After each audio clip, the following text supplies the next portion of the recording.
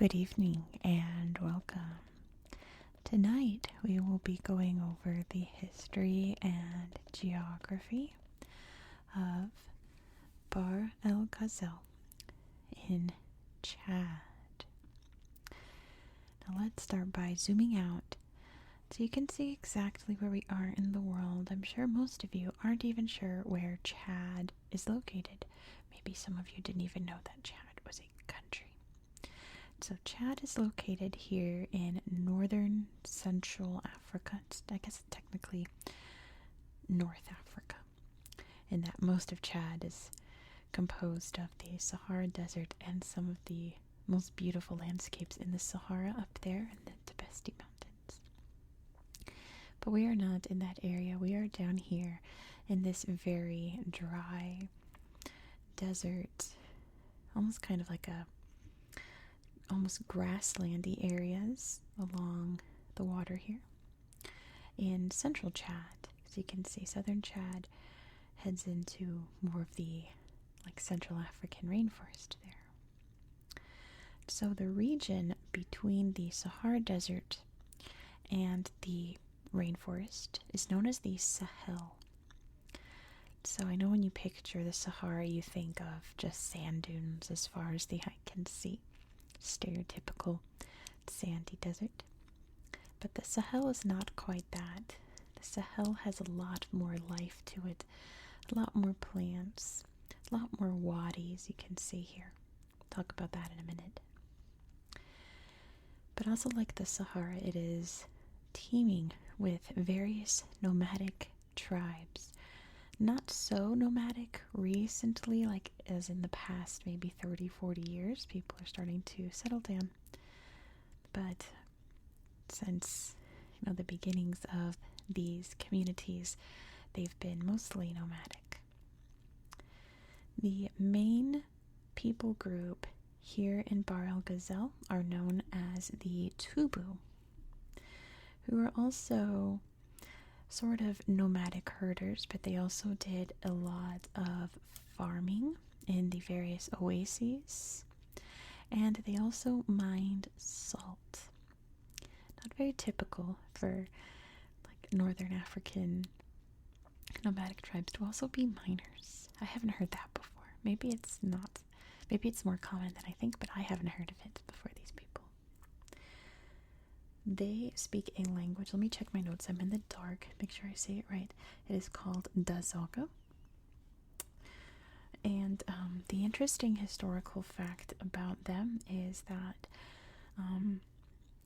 France had taken over Chad and was running it as one of their very large African colonies.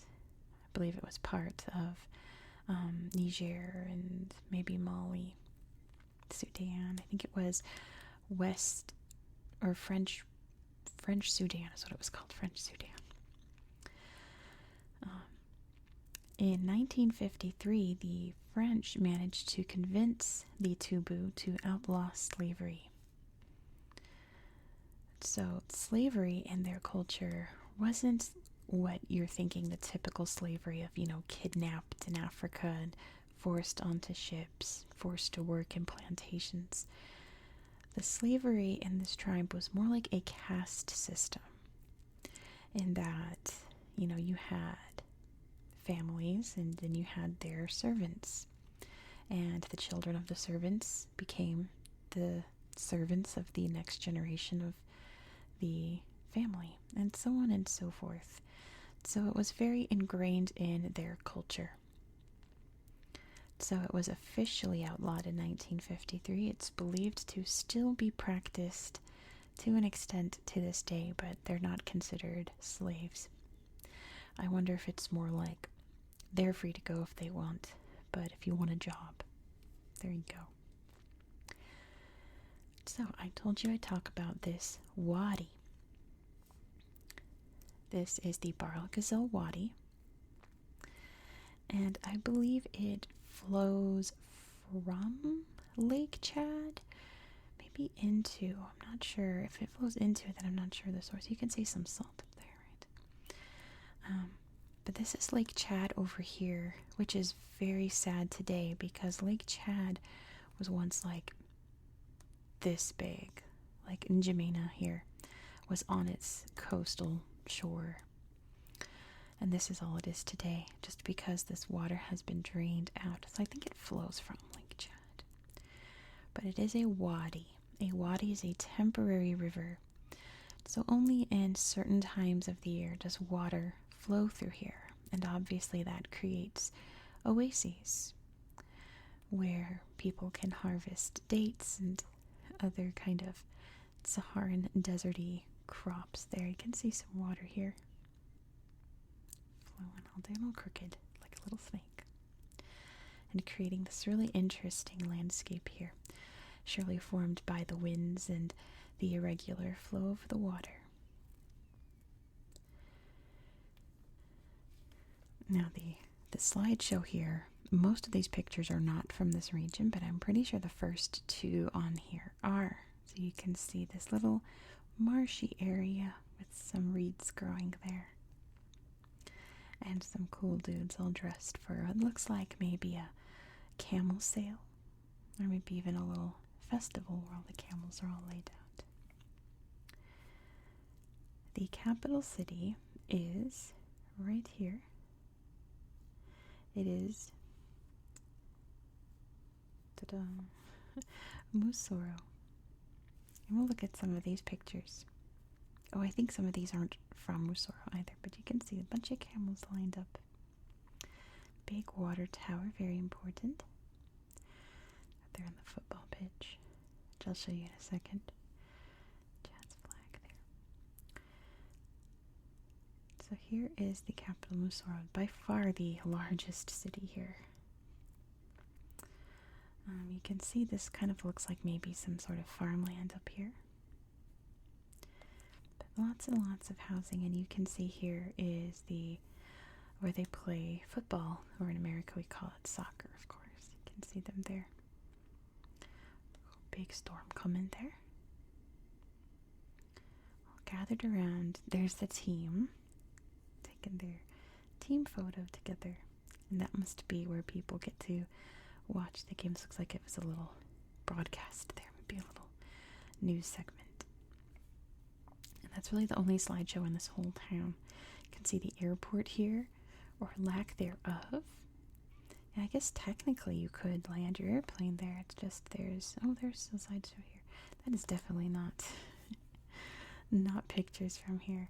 But yeah, this is the airport. I think this is their air traffic control area here, and you just slide your plane on in. So if you haven't guessed, this region is not very wealthy. It is very poor. It's one of the poorer regions of Chad. The only real history that I could find here was during the Chadian-Libyan War. So Chad was going through a civil war. Libya, who was, just to the north here, decided they wanted to interfere. I should say Gaddafi decided he wanted to interfere. And there was quite a bit of conflict since the Libyans were funding the rebels. They were fighting against the government who was funded by the French. There's still quite a bit of unrest today. I was reading a news report about the growing concern of the young people in this region really just having nothing to do and, finding things to do, which could lead to a lot of trouble. Could lead to formation of other militias or guerrilla groups if they get fired up about something. So it's something to keep an eye on, this area here. That's pretty much all that I've got for you for Bahr el Gazel, unfortunately. I wish I could show you more. My atlas, my big atlas, actually has a nice little picture of this region, but it is completely blank because there's really nothing there. There's it's sand, rocks for the most part. Like here's a little settlement. There's no pictures there. Beautiful name though. Can you see? Manga. I like that. So I figured I'd just show you the tablet today. So unfortunately, that's all that I have for you for today. tomorrow's video is also going to be tablet only, but in the best way because we're heading to the Seychelles. And I don't have a map of the Seychelles that doesn't show them as just like dots on the map. But we are going to see some of the most famous sites in the Seychelles. We're going to see the tortoises. We're going to see the coco de mer. If you don't know what the coco de mer are, absolutely subscribe now so you don't want to miss out. It is the world's largest nut, I believe. It's a nut, right? Seed? Nut? I think it's a nut. I'll have to double check that before I film. And it's shaped like a very certain body part. So, you don't want to miss it. Thank you so much for watching. I hope that you found this video to be relaxing and educational.